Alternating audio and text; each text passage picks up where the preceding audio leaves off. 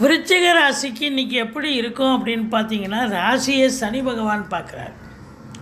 4ஆம் இடத்துல சனி பகவான் இருக்கிறார். கொஞ்சம் டென்ஷன் இருக்கும், பரபரப்பு இருக்கும், தேக ஆரோக்கியத்தில் அக்கறை தேவை.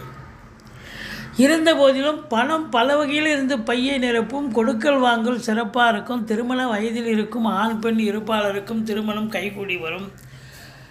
தொட்டதெல்லாம் தொடங்கப் போகிறது.